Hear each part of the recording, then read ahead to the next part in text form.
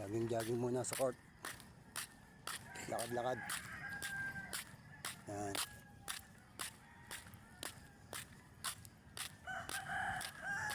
Araw-araw ako practice jogging. Bago sa manok.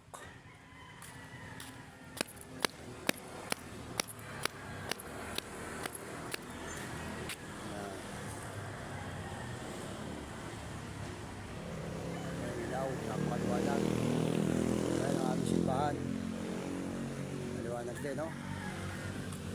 Mamaya papatay ng ilaw niyan. Kuya Jay. Ayan.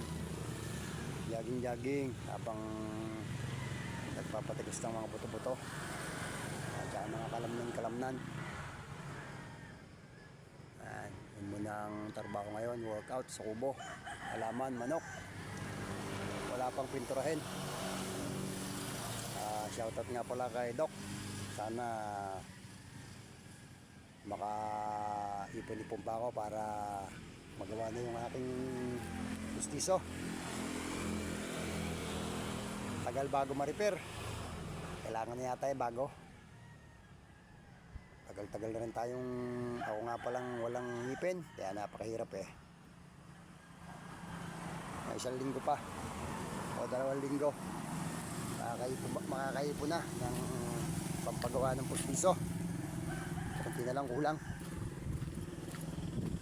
Kaya lang bubunutin pa, dalawang ngipin pa hindi nabubunot. Ayaw pang bunutin ni Doc. Papagaling-galing pa. Ayan. Pauwi muna at kukuha ng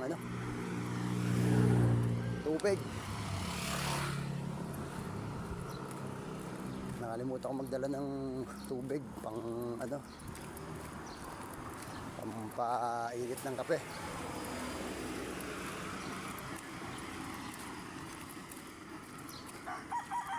Mamaya pa bibili si Boss Edgar ng tubig.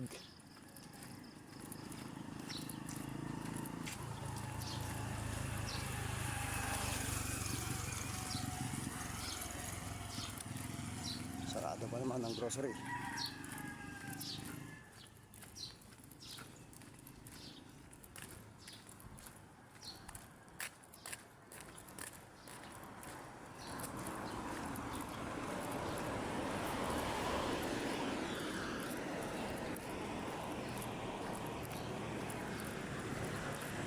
Marami nang nadaan sa sakyan ngayon.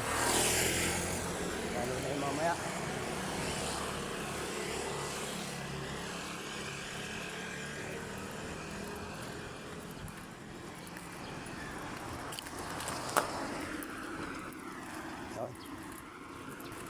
Yung bagong tayong karo sa amin. Ayan, mahina naman.